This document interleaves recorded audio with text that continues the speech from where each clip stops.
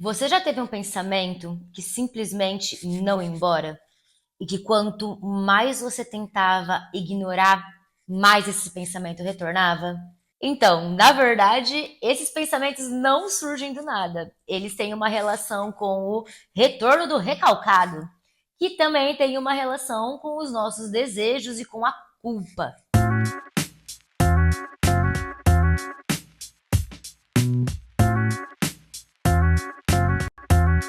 Meu nome é Lara, eu sou psicanalista e aqui nesse canal eu quero compartilhar com vocês caminhos possíveis para que você possa realizar a sua própria travessia.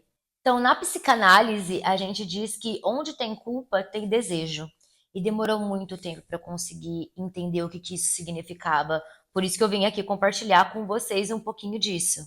A gente tem desejos que muitas vezes são inaceitáveis para a gente, por questões morais e sociais, e principalmente quando a gente está falando de uma estrutura obsessiva, existe um mecanismo que permeia essa condição de seres desejantes que levam a gente a sentir culpa em relação a esses desejos. E aí essa culpa, ela tá atrelada a essa questão moral, num sentido de que eu não deveria querer isso.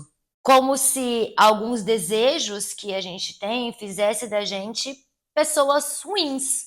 E aí, por conta desse ideal de que você não deveria ser essa pessoa, logo quando o nosso ego percebe esse desejo é reprimido.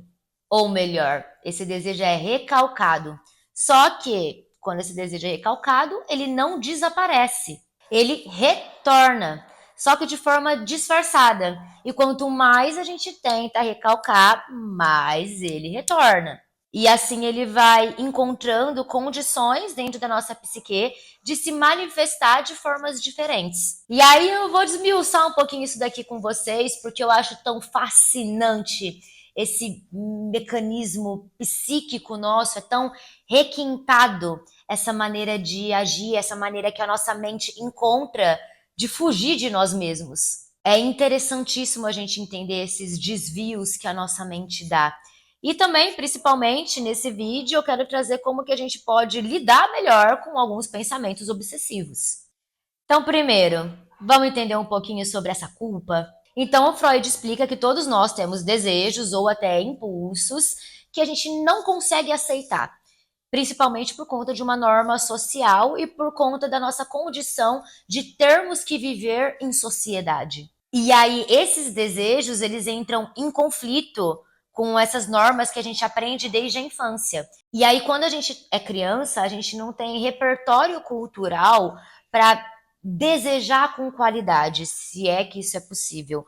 Mas aí quando a gente está lá na nossa infância, nossos desejos são muito permeados por uma agressividade que é inerente à nossa condição humana. E aí, de acordo com a psicanálise, a gente tem três instâncias psíquicas. E essas três instâncias são forças que estão sempre em conflito. E essas três instâncias é o id, o ego e o superego. E aí o id, ele é regido por esse princípio do prazer. Então ele está sempre interessado em buscar prazer para si próprio. Ele não está interessado nas normas sociais ou nas regras ou nas consequências do que ele quer. E aí o superego, por outro lado, é esse juiz interno.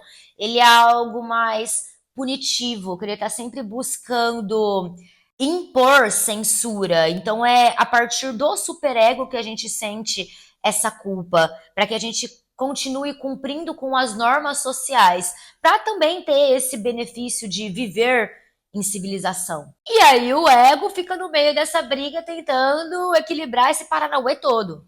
E aí quando o ego não consegue conciliar o desejo com essas exigências sociais e morais, né, com essa demanda externa, ele pega esse desejo e recalca. Pega isso daí e empurra lá pro inconsciente. E todos nós temos isso, todos nós fazemos isso. Só que aí esse desejo reprimido, ele não desaparece, né? Ele retorna, que é o famoso retorno do recalcado. E retorna, viu, gente? Retorna rude. Então, vamos tentar entender com um exemplo prático para a gente conseguir visualizar melhor e a gente vai complexificando um pouquinho a história. Vamos imaginar que uma criança quer alguma coisa e esse desejo que ela tem é negado pelos pais. Nesse momento, ela começa a sentir muita raiva desses pais. E aí, inconscientemente, vem aquele desejo de que eu queria que essas pessoas morressem. Nem sempre esse desejo ele está traduzido em palavras. Muitos dos nossos desejos eles vêm em imagens minêmicas, como o Freud dizia, né? Eles são desejos inconscientes. Então, esse desejo mesmo, ele não necessariamente perpassa como um pensamento na nossa mente. Só que mesmo assim, ele é recebido e entendido pelo ego. Isso assusta. Porque, principalmente, não é compreensível ali para uma criança, ou muitas vezes para a gente mesmo como adulto, de que os nossos pensamentos, eles não possuem uma ação prática na realidade. Não necessariamente porque uma criança desejou que os pais morressem, que eles vão morrer. Só que isso não é tão claro para a gente conscientemente, porque existe uma certa minuciosidade dessa estrutura obsessiva de que é um certo entendimento de que os pensamentos são mágicos e de que só porque você pensou que os seus pais poderiam morrer, porque isso seria benéfico para você, você pensa que isso pode acontecer porque você desejou. E aí, por causa disso, vem a culpa. Porque essa criança ama os pais e, ao mesmo tempo, teme perder o amor deles. Então existe essa ambivalência afetiva entre amor e ódio. Eu amo eles porque eles me dão o que eu quero, eu odeio eles porque eles não me dão o que eu quero.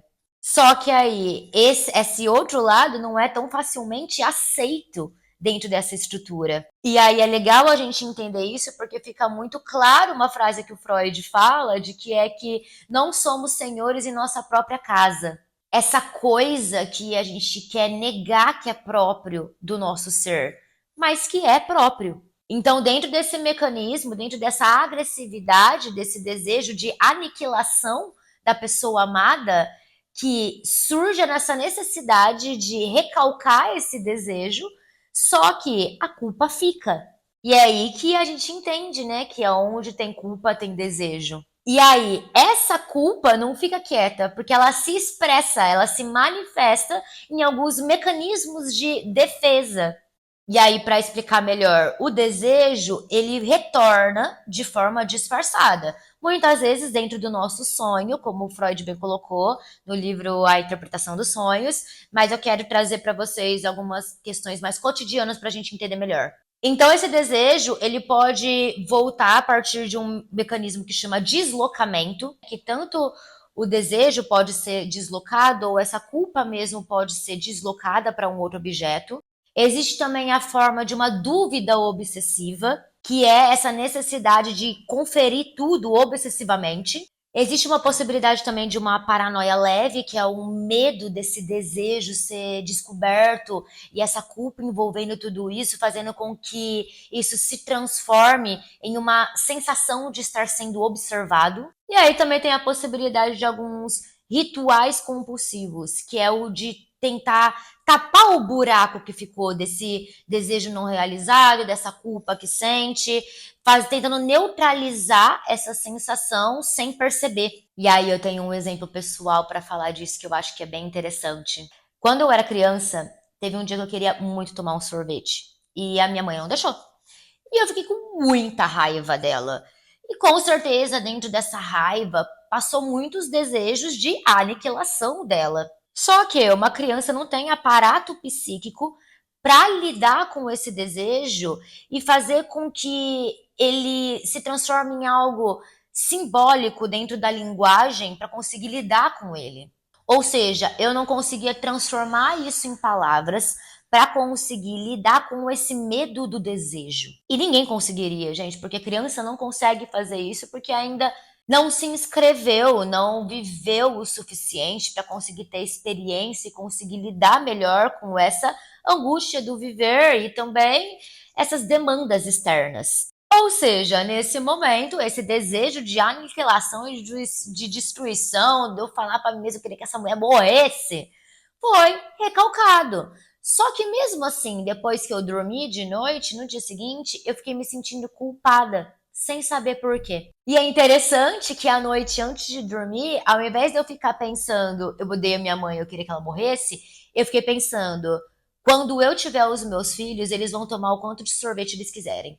E olha que interessante esse deslocamento, esse desejo de agressividade, que ele foi deslocado para um desejo inverso de generosidade. Só que de qualquer forma a culpa fica, por isso que eu acordei me sentindo culpada, mesmo sem ter feito nada, só por ter desejado. E aí, para aliviar essa culpa, eu quis ficar agradando a minha mãe. E isso que é o retorno do recalcado, esse desejo que retorna de uma forma disfarçada. E aí, dentro dessa estrutura, tem algumas possibilidades de distorção que a gente faz, que o Freud descreve. Uma, essa distorção no tempo, né? Por causa que uma culpa que deveria estar ligada a uma situação do passado, ela surge no presente, ligado a uma situação atual ou até mesmo futura. Ou uma distorção no conteúdo mesmo. Esse conteúdo, esse conflito reprimido, ele não retorna diretamente da forma como foi. Ao invés disso, aparece um pensamento ou um comportamento substituto disso. Algo que talvez lembre ou tenha uma ligação com o que foi recalcado, mas que não é exatamente a mesma coisa. No meu caso, do que eu falei agora, poderia ser algum pensamento, algum comportamento compensatório relacionado a sorvete. Então, a ideia obsessiva, ela carrega a culpa original e essa sensação de transgressão. Mas o que aparece na consciência é uma versão deslocada do desejo reprimido. E aí Freud mostra pra gente como essa obsessão, ela surge na consciência de uma forma que é entendida como algo estranho para o ego. E aí o ego tenta rejeitá-lo, mas nem sempre consegue. E aí o que acontece? A pessoa sabe que essa obsessão é esquisita, que ela não deveria estar sentindo isso. Ou seja, ela não acredita no conteúdo da obsessão, mas ela consegue sentir essa força compulsiva. E aí, quanto mais rígido o senso de moralidade da pessoa, mais forte é essa obsessão. Porque a pessoa começa a sentir que todo pensamento que ela tem, que é imoral, tá errado.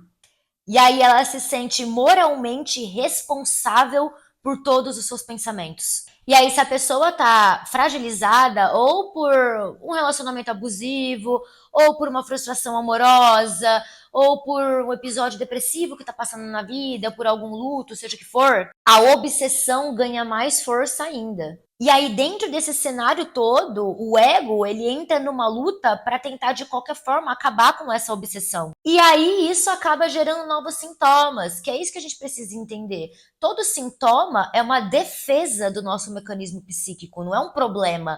Então, a gente não tem que se defender do sintoma, a gente tem que entender por que esse sintoma surgiu para se defender do quê.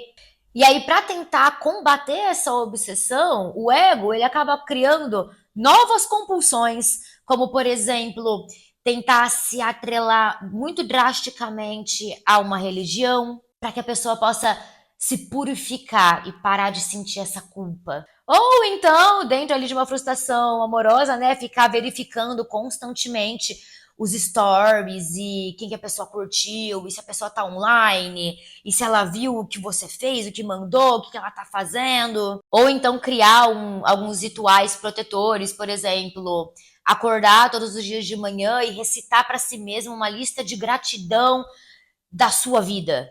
Por isso que também a gente consegue observar que dentro de um relacionamento abusivo sempre tem uma culpa muito forte envolvida. Porque essa culpa que é inerente desse desejo de agressividade desde a infância dentro dessa estrutura, ela é amplificada por esse ambiente, né? Por isso, por essa situação relacional. Então eu tive um probleminha técnico com a gravação que eu tava fazendo antes. Aparentemente a gente precisa carregar o nosso microfone para fazer um vídeo mais longo que 20 minutos. Então a gente vai ter que finalizar aqui no modo praia, que eu tô passando um mês aqui na Bahia sozinha, que ainda vai ter vídeo aqui no canal, inclusive, sobre isso, porque tem muita coisa que eu tô aprendendo e elaborando também o pensamento e estudando pra trazer aqui pra vocês. Mas sem mais delongas, eu vou finalizar com vocês o ponto que eu tava querendo chegar aqui com o vídeo. Então, como que a culpa se amplifica em um relacionamento abusivo? Então, se a pessoa ela já tá no relacionamento abusivo, não só essa culpa reprimida pode voltar a ser sentida, como ela pode ser amplificada pelo ambiente, em como aquela relação está performando. E nós somos seres relacionais. A forma como a gente sente em relação a nós mesmos e todos esses desejos e sensações e sentimentos que foram reprimidos dentro da nossa história, elas estão diretamente afetadas pela relação com o outro, porque somos esses seres sociais. E nós somos seres que somos divididos por dentro da nossa própria história. Então nós já temos e apresentamos uma contradição interna. Então os relacionamentos amorosos, eles vêm amplificando toda essa relação que a gente tem com nós mesmos. Então essa culpa, ela pode ser amplificada porque o parceiro abusivo, ele reforça essa insegurança e autocensura da vítima. E aí essa culpa original, dentro dessa agressividade, dessa raiva que é inerente a nós seres humanos, se desloca para a relação, fazendo a vítima sentir que ela é a errada. E aí o medo de perder o afeto do outro impede que a pessoa reconheça esse ressentimento. E aí essa raiva reprimida, ela se torna em obsessão, inclusive em obsessão pelo próprio parceiro. Por causa que nessa relação abusiva, acaba que nós temos duas pessoas que são abusivas se relacionando. Por mais que comece por um lado que exerce um poder relacional pela outra, ainda assim a outra se mantém nessa relação se tornando abusiva também, no sentido de que ela permeia essa situação abusiva. E aí ela acaba por se tornar obcecada em consertar essa situação, principalmente por causa que vai remeter a ela a uma história do passado, dessa culpa que ela foi reprimida. Ela vai tentar refazer essa história agora no presente, consertando e sentindo que ela está certa. Como se houvesse isso em relacionamentos. Não existe certo e errado em relacionamento. Não existe culpado pela forma como a outra se sente. Nós estamos aqui para nos relacionarmos e compartilhar a experiência e adequar isso aos sentimentos que deve ser vivido, que pode ser vivido dentro daquela experiência, a partir de diálogos, a partir de ajustes naquela relação. Ou seja, essa obsessão pode ser uma tentativa de lidar com a culpa que é deslocada para o relacionamento. Então, como que a gente faz para lidar com esses pensamentos obsessivos? Primeiro, você precisa reconhecer que um pensamento é só um pensamento. Ele não define você. Principalmente porque a maior parte dos nossos pensamentos, eles são formados pelo nosso ego, que está ligado a esse mundo muito mais material e algo que vai muito mais para um sentido de causa e efeito, de consequências, de culpabilidade, porque a forma como ele consegue se remanejar dentro da nossa existência aqui, principalmente por ser muito permeado pelo nosso superego, que é esse juiz interno. A segunda coisa que pode ser feita é parar de lutar contra esse pensamento obsessivo. Porque quanto mais tentamos reprimir, mais ele volta. Por isso que o espaço da clínica, o espaço de análise é tão interessante. Para que esses pensamentos obsessivos sejam colocados em algum lugar. Exista um espaço que pode ser colocado para fora sem julgamento. Sem ter uma outra pessoa que vai atrapalhar exatamente como o seu superego trabalha. Mas vai fazer um trabalho ali de mais sustentação desse pensamento, de elaboração, de entender qual caminho a gente pode fazer para entender melhor por que esse pensamento obsessivo está tão fortemente estruturado. A terceira coisa é entender que nem sempre uma culpa que a gente sente está enraizada nessa situação presente, que ela pode estar deslocada de algo do passado. Então tem algumas perguntinhas que a gente pode fazer que pode ajudar nesse caminho, nessa descoberta de o que mais está envolvido nessa culpa. Então algumas perguntinhas por que eu preciso tanto dessa certeza? Será que essa obsessão não está tentando compensar uma culpa mais antiga? Será que realmente nessa situação existe um culpado? Nossas relações, a forma como a gente experimenta no mundo, ela está sobre um julgamento? Está sobre um inquérito? Realmente existe culpado nas situações? E óbvio, gente, que eu não estou falando de situações de crime, tá bom? De situações reais, onde há uma culpa e uma vítima. Existe uma diferença entre ser uma vítima e fazer disso uma vitimização. O que eu tô querendo colocar aqui é que essa vitimização paralisa a gente, faz com que a gente sinta culpa de algo que não realmente é uma situação que existe um culpado, nem tampouco uma vítima. E outra coisa é fazer uma terapia, fazer uma análise pessoal, utilizar disso como uma ferramenta, como um espaço onde você pode colocar isso que você sente internamente dentro de outro lugar e elaborar em conjunto com outra pessoa. E aí a psicanálise, ela ajuda a traçar esse caminho da culpa original, que faz com que algo se transforme dentro da gente e possibilite novas experiências de amor, de vida, de relação, de entendimento sobre si mesmo. E aí, se você quiser se aprofundar mais na sua história pessoal e como que você pode lidar com esses sentimentos que você está sentindo, eu faço atendimento online.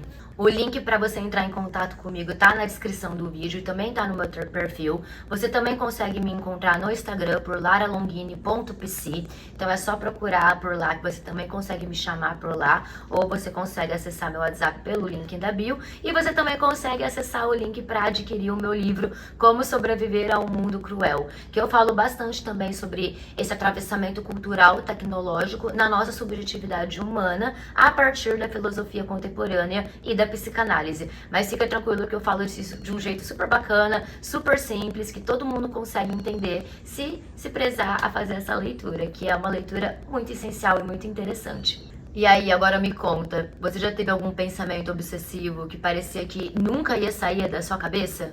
Escreve aqui nos comentários que eu vou ler todos.